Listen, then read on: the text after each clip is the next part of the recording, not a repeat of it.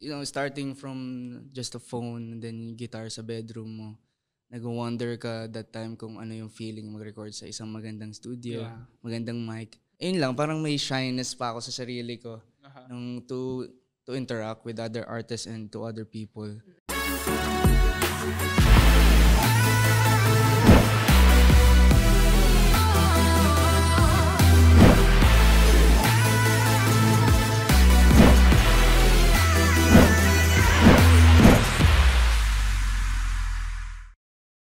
Let's all welcome Rob Daniel!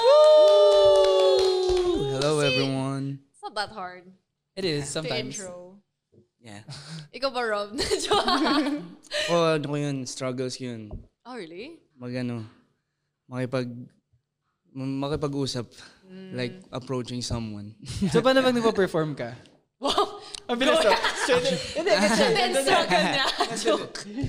Sa performance, actually, hindi ko rin alam sa sarili ko. Nagtatransform ako sa... Wow. Actually, nagkasabay kami ng gig once and take over. Parehas kami hindi nagsasalita sa set. Bakit yun? Ewan ko. Pag bar gig, wala masyadong Sa set? pressure. Actually. Pag bar gig, wala masyadong pressure to be like, oh, what's up guys? Yeah. Pwedeng tugtog lang. As in, akyat ka, tugtog Music ka. Okay lang. That's interesting. Isn't it awkward now? You're talking about it. Going in strong. No, I love that. Pero I've talked to Rob many times before. And, kamusta ka naman? How's life? How's everything? Ako, super happy sa good. mga ganap sa buhay. Puro gigs and work sa music. Puro songwriting, recording, and scooter. Scooter? May Vespa. Oh, wow! Nagmamotor siya. Talaga. Oo, si Nico. Sa Laguna. Pero adventure trip Ikot-ikot lang. Yeah. Were you always into stuff like that? Ngayon lang, Ah, nung yung nagka-opportunity na makabili, parang sarap niya i-explore. City driving lang, ganun. I feel like a lot of guys go through that. Is that a guy Siguro. thing? I feel like it's more of a budget thing. Everyone wants to have a motorcycle. Yeah, siguro. Not me. You're not a guy. Oh, guy. he said everyone everyone. Even Kurt wants to. Yeah. Oh, Oo. diba? Kaya nga, oo. Oh, interesting. Even your kuya. He has one. Oh, exactly. Kaya nga, so to all of the male listeners, let us know. Pero cool kasi parang years prior to this, medyo hindi pa cool magmotor eh. Or at least medyo, meron pang onting, ano na parang, ewan ko? Or you're just young. Oh, maybe. Maybe I Siguro. was at an age na parang, it's weird to ride a motorcycle. It's na parang, Yeah. Well, I think you guys are similar in age, no? I think. how old are you? 20. Oh, never mind. Please, You're yeah. young. That means when I first talked to you, you were so young. Like, Siguro 8, 19 siguro. yeah, when did you pop sa... we did a... Yeah. Sa scene? Yeah. Mix online. Oh, how old were you then? Siguro Do you mga remember? 17, 18. That's crazy. Young one. Oh my God. Actually, pag nakikita ko na, ayun, may nasa-shock, di ko siya naisip na young yung ganong age Yeah. sa industry. Young pa yun. 20? Like yung, 18, 19. Yeah, I guess, Ah. totoo naman na it's, kunyari, if you come into the industry at like 20, hindi na yun bata. Pero if you're already making a name at 20 years old, that's young. That's really young. Siguro. Siguro. No, but that's crazy, no? Kasi at the time, pandemic pa nun. And your Yeah. music was really like, also starting na to get super popular at that time, diba? During the pandemic, which is wild. Kasi, I mean, you're at home. Yeah. Diba? TikTok. Oo. And at that time, kinukwento mo pa yung ginagawa mo sa phone mo Yeah. with the music. And you've grown so much. Yeah.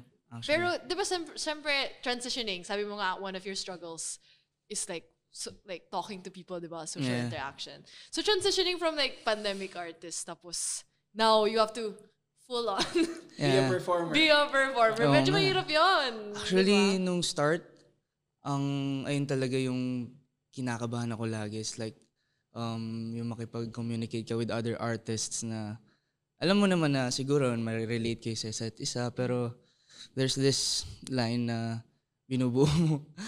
Kasi, you started from pandemic and siguro hindi ka pa kilala ng ibang tao and ayun lang, parang may shyness pa ako sa sarili ko nung to interact with other artists and to other people. Ganun. That's so true. And syempre minsan when you see somebody in real life, after seeing them Actually, sa yeah. TikTok, di ka sure kung sila yun eh. Diba? Like, has anybody approached you and they were like, wait, ikaw ba si ganyan? Like, have you ever Yeah, experienced- meron. Dami. Like, have they mistaken you for anybody else? Titignan ka lang nila. Ganun. Or have they mistaken you for anyone Yeah, else? Like who? mostly, Zach Tabudlo. Sino ba? Ayun lang eh, mostly eh. Parang nalilito pa sila. Ito ba si Zach? Actually, yeah. You Feeling kind ko of with the fact that they both came up during the pandemic na no one's really playing live. Yeah, actually, siguro. So, especially, kanyari, they don't know how tall you guys are in real life.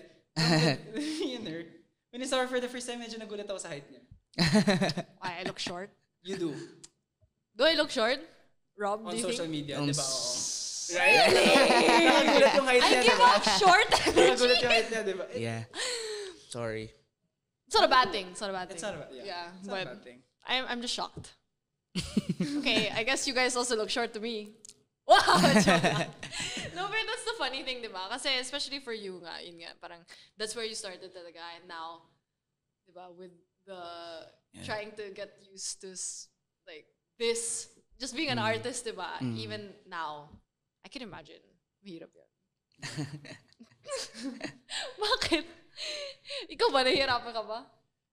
Well, feel ko kasi yung thing niya, he went, as in siya, he's already been viral lang. As in, a lot of songs that you've done have went viral. So being siguro, did you do your songs in your bedroom or was it like, in the pandemic you did this, pero after the pandemic, straight to like working with other producers? Yeah, ganun. Okay, so he immediately transitioned. Yeah. Wow. So what was that like for you? Siyempre, Ako, super excited ako kasi, starting from just a phone and then yung guitar sa bedroom mo, nag-wonder ka that time kung ano yung feeling mag-record sa isang magandang studio, magandang mic. So, nung nagkaroon ng opportunity, syempre, super excited. Pero ngayon, would you say na yung experience and writing mo with being in a studio and being in your bedroom, sobrang laking difference ba siya for you? I think, siguro. Kasi, yun, may mga demos ako napapakinggan. Ako pala sumulat nito. Yung may mga sounds din ako na ginagawa before na, damn, ba't yan to? Bakit? Ba't yan Oo, pangit? bakit? Pero ngayon, may chance na ako makapag-work sa mga experienced na producers. Ako, I'm up for the challenge din na, na gumawa ng something new. And yung makagain rin ng knowledge. Kasi sasabay ka din sa mga ka-work mo eh. Hindi Yeah. pwedeng mababy ka ng mga ka-work mo. so true. And syempre, that was the goal talaga, di ba, for you, na parang you take the music that you make in your bedroom, tapos you, on a larger scale, work with other artists. But I'm curious then, like, were there certain things na, when you were thought na, oh, it's gonna be like this pala, but it didn't actually end up like that. Na parang, when you or suddenly experienced it, it's like, oh, it's not what I quite imagined it to be. Ano ba? Siguro sa studio, pag nagre-recording, akala ko lang parang, yung nakikita mo sa documentary na magic lang lahat, bigla lalabas yung ideas. Yung, galing naisip niya agad yun. Pero in reality, sobrang daming dead air. Ang daming silence na nangyayari sa studio. Kapag nag-iisip na ideas, parang lahat wala kang maririnig na ingay. It's just bigla na lang, siguro mga an hour later, may lalabas na ideas.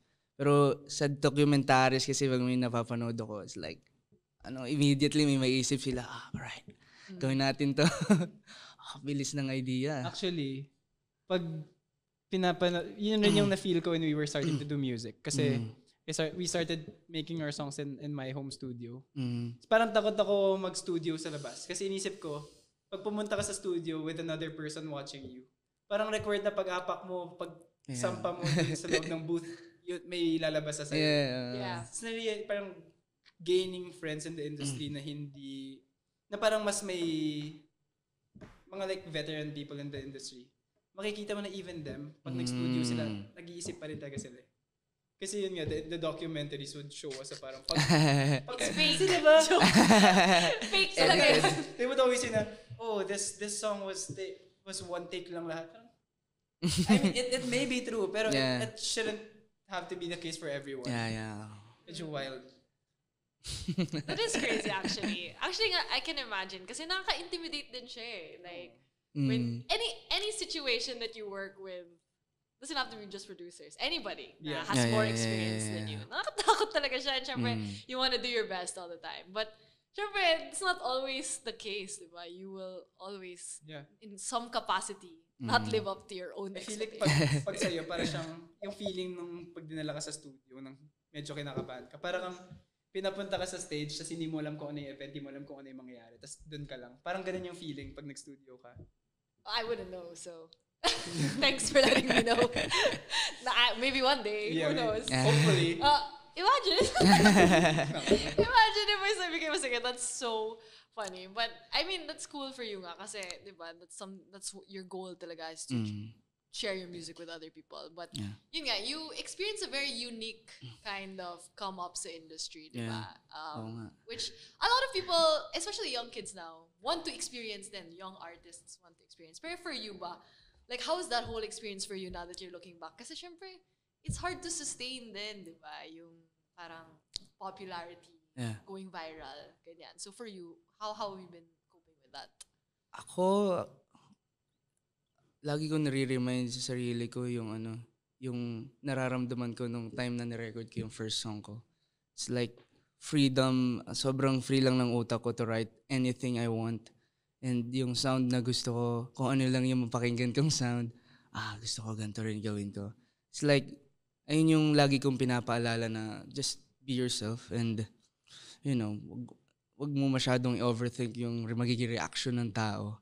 And, ayun, actually kung papakinggan mo yung music ko from 2020 to now, may difference talaga siya in terms of sound, in terms of writing, from papogi na mahina, na medyo tamed down to medyo rock. Can you tell us like what is your whole process like now compared to before? Ano ba yung naiba sa'yo? Like, are there things na you realize na, oh, this isn't working for me anymore that I used to do? Ganyan. Ako, to be honest, ganun pa rin eh. More of, magsisimula lahat from acoustic guitar and ako. Doon lahat nagsisimula, yung kahit yung mga songs ko ngayon, doon pa rin siya nagsisimula. Siguro from inspiration-wise, kung saan ako nakuha ng ideas. Ako, nahilig ako sa films, sa manood ng film. Ano favorite movie? What are your 4 favorite movies right now? Joke. Pero especially yung rom-com na genre. Yes. Doon ako mostly kumukuha ng ideas and yung emotions na nafe-feel nila sa movie, dinadala ko sila sa songs. Yun. And inisip ko rin na, parang gusto kong gumawa ng soundtrack ng isang rom-com film. Parang gusto ko yung ganung sound. Ayun yung isa sa mga inspiration ko lately sa pagsusulat. Kaya pala very visual yung approach mo sa music. Yeah, actually, kasi yun nga, working with someone with yung from Viva, si Ken. Kapag syempre may mga music videos, may mga cover arts.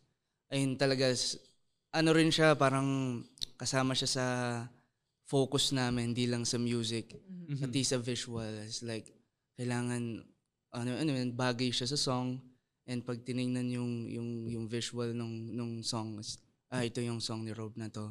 Ito yung song ni Rob na to. Ayan. I love that. Parang you think of how... It's a complete package. Yeah. Because not everybody thinks that way, diba? Especially siguro, him being someone who came up in the music scene from the TikTok side of things. Actually. So it really makes sense na it's a whole content plan for you when you release music. Pero itong your brand now, is it something that you sort of tried to develop and formulate before you went into the scene, or this has been you like ever since? Hindi eh. Actually, dumaan rin ako sa phase na I hate social media, ganun. Na, Ooh, I hate, angsty. yeah. I hate TikTok. Ayoko ng TikTok, ganun. Pero we love TikTok. Yeah, we love TikTok. I love you, TikTok. Tapos yun, syempre. Just putting it out there. Ayun, syempre, marirealize mo na you have to adapt sa kung ano yung nangyayari sa ano. Though, di mo naman kailangan alisin yung character mo, yung kung ano ka. It's just, maging transparent to other people lang. Yeah. And Yeah, like, but it makes me curious kasi syempre all of us, we all have persona na you put forward, diba? In front of, syempre, other people. Pero for me, specifically for me, how I talk to you guys is very similar to how I really am in real life. Ganyan siya kataas. Yeah, ganun talaga yung energy ko. That's how invested I am sa lahat ng mga sinasabi niyo. That's really how I am. So I'm curious for you, how close is your like online persona to your actual persona in real life? Pag kasama yung close friends ko, medyo makulit ako eh. Ooh. Meron akong mga humor na medyo mga deep na humor na Dank. yeah. I love dank meme. May mga ganun. Pero ganito rin ako actually sa personal. It's more of tahimik lang and mahilig lang akong magstay sa kwarto ko.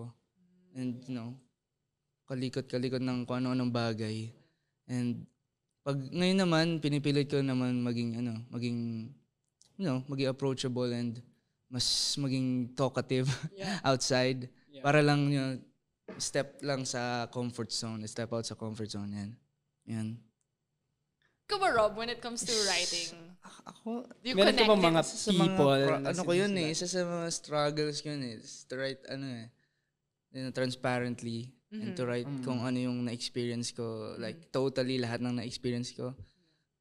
Kasi mostly, like, may halo talaga siyang imaginations and may halong, movies, kung ano yung nakikita ko sa ibang tao.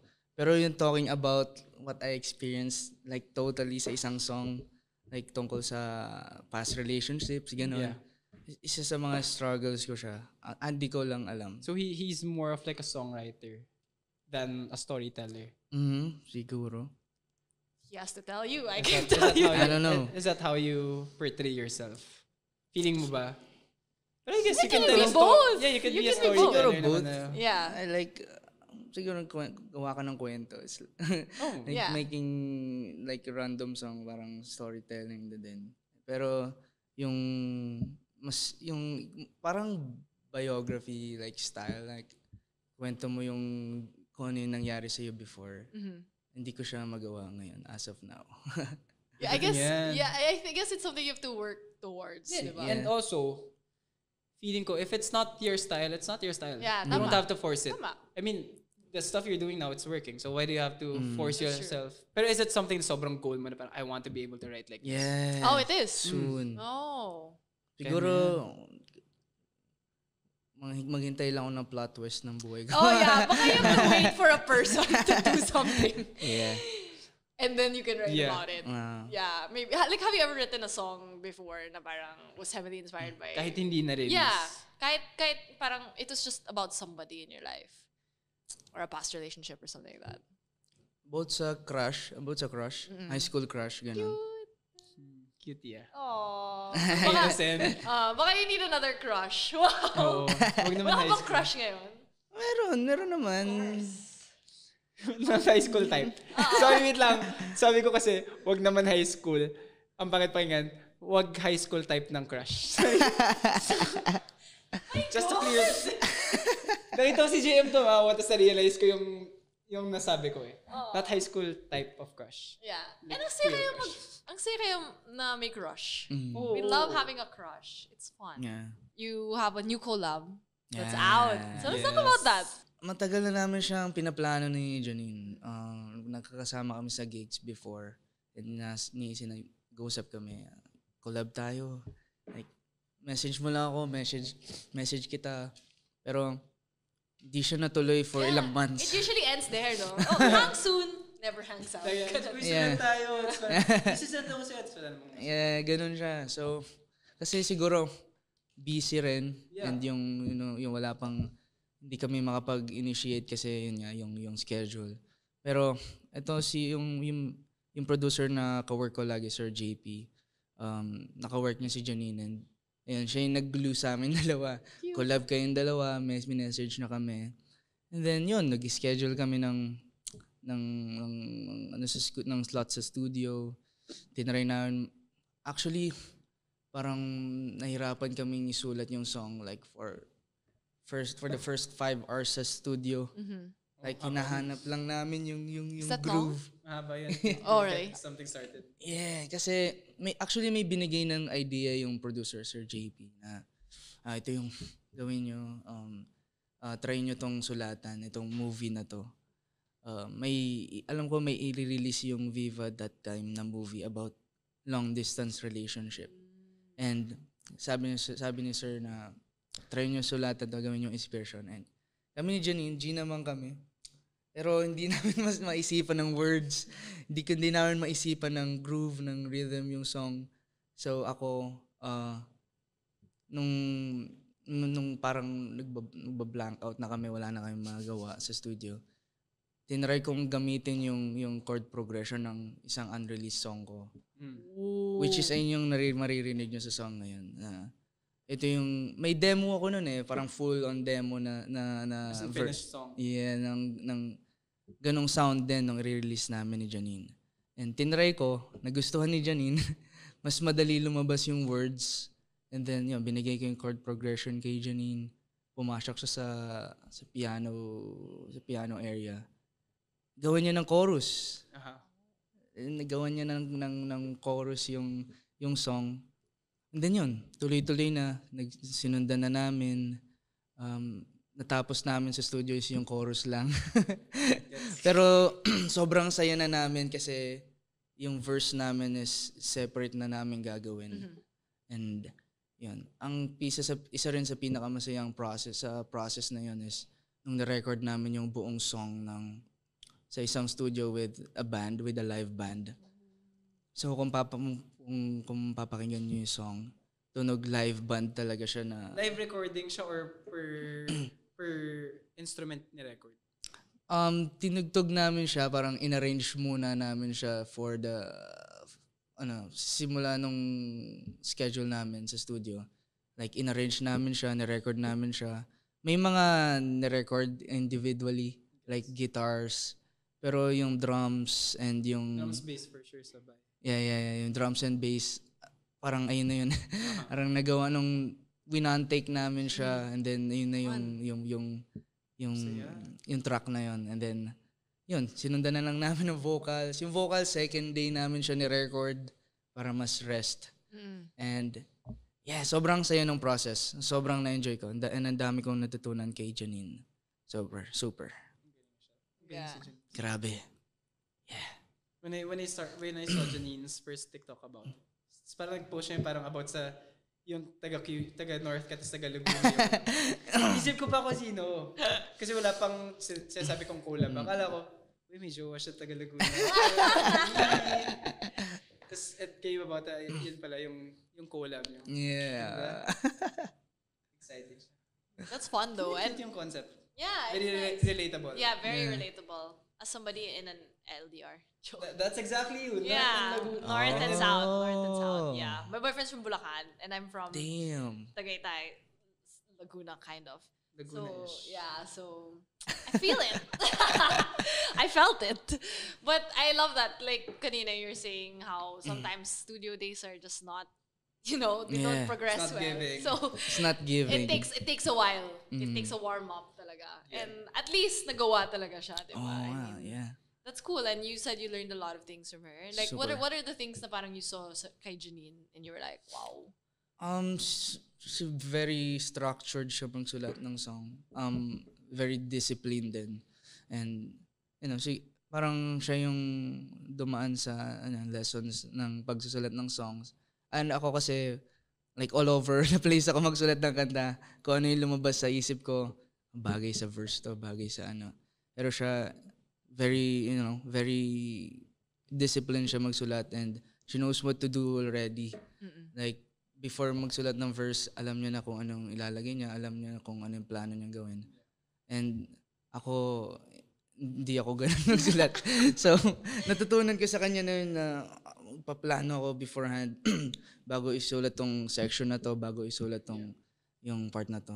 Yeah. Ayun yung isa sa mga magandang natutunan ko sa kanya. Yeah. Nakatulong rin yung mental preparedness mo when you're writing. Yeah. Hindi pwedeng I mean, pwede siya, syempre. Pwede kang mag-split ng blankly, pasok kung ano lumabas. But if you want to do an efficient songwriting session na not really kung may nahabol na time, pero kung yung determine ka na dapat pag nag-session kami may lalabas, medyo kailangan mo pumasok sa session knowing na there's an end goal in your head already na medyo kahit paano, kahit blurred, it's there. Yeah. Interesting. As somebody who's never gone through a studio session, it's like I want to watch one. Dalaw ka sa amin. Yeah, I like want to watch one. I want to see how it goes and like. I mean, different siya for everyone. I'm sure yung session nila would go differently than what I would do with Nameless and what I would do with other artists. Yeah. Iba-iba talaga. Interesting. Now I want to visit. Parang field trip. Field trip. Pero bawal maingay kasi. Yun ang problema. That's hard. How do I not react? I was like, like awkward. Pero may tense moments. Really? May tense moments. Like what? How, in what sense na tense? Sige, ako sa amin siguro yung natatakot ka na ayaw nyo tong idea na to, ayaw nyo tong You would disagree. Yeah. Tas for sure kanya if you're working with someone for the first time, pinapakiramdaman mo kung sasabihin mo ba na hindi ka agree dito. Yeah. But also there's this level of kunyari when you're working with someone na you acknowledge is more experienced than you, minsan papakiramdaman mo kung I don't agree with this, pero dahil ito yung choice niya and mataas yung tingin ko sa creative decision niya, ibibigay mo Parang, I don't agree with that, pero because that's your decision, I somehow acknowledge na maybe you're making better decisions than me as a songwriter, as a producer. Actually, for this song, mostly Janine led me, sa song na to. Yeah, as an ate. Yeah. And kasi niya, nakasama ko na siya ilang times and may comfort na rin kahit papaano and may mas nakapagbitaw na kami ng ideas like without having this tension. Yeah. Pero mas free lang magbitaw ng ideas and pag hindi nagustuhan, all right, let's work. I feel like that's also a muscle you have to work out. Yeah, kasi like I can imagine with any situation when you come with an idea, syempre you want your idea to be like chosen or like diba yun yung bida or something. But in a sense, you also kind of get rejected every now and then, which is hard. Yeah. And you have to practice that kind of thing. You have to understand when you're creating music, you're serving the music not the artists. Yeah. Especially when you're collaborating. Hindi pwedeng ego yung nagde-decide for you guys. Yeah. Like if it's better for the song, it's better for the song. That's so true. Ikaw ba, Rob? Like, have you experienced a rejection? Like, pwede in life, pero... You're working on something, tapos merong kang sobrang sure kang ito yung tamang decision. Tapos either your producer or someone you're collaborating with, they don't agree with it. Meron. May mga songs ako na gustong ilabas before. Pero pinili nila tong song na to release. Yeah. And nung na-release na siya, nagustuhan ko yung decision na yun. Yeah. It worked. Yeah. Yeah, I mean, we can't really tell, right? I mean, sometimes you have to let others, like something like that, Jesus take the wheel, ganyan. Yes. Sometimes you really have to live by that. But sometimes it's Jesus and label take the wheel. Yes, tama. But you're still so young. You're going to experience and do so many things pa in the future. So, excited na kami na makita yan. Yes. And I'm so excited for when you write a song about someone. And like, they're there. I'm like, trying to guess who this is about. Yes. Super exciting. But what else can we expect from you? I'm sure you've been doing so many things with your music then. So, what else have you been working on that we can look forward to? Ako, talagang music talaga. Music is life. Siguro I'm working on more music and collaborations pa this year sana with other artists naman and ayun, wala. Ayun talaga yung goal ko this year is just to release music and perform live. Talagang, isa talaga sa mga favorite thing ko when it comes to music is performing. So, ayun. Kasi sa stage lang talaga parang lumalabas yung other side na gustong-gusto ko. And ayun. Actually, that's true. Nagta-transform si Rob, like when he performs. Iba yung ano. Yeah, it's a different experience. So you guys, if you're listening, if you can catch Rob at a gig, do it. Yes. Do it. Also Nico, sure. Yeah. But obviously Rob then kasi masaya talaga. Like I've seen him. Grabe nga. Oo. The energy is performer, you know, that kind of vibe. So we're so excited sa lahat pa na gagawin mo and we can't wait. And till then, we will just listen to your music, cheer you on, and sabi nga ni Nico, root for them. We want you to win. They want you to win. Yeah. Yeah, so you're gonna win. Thank you. Yun talaga yun. So thanks so much, Rob, for joining us Thank you po. here. And yeah, next time.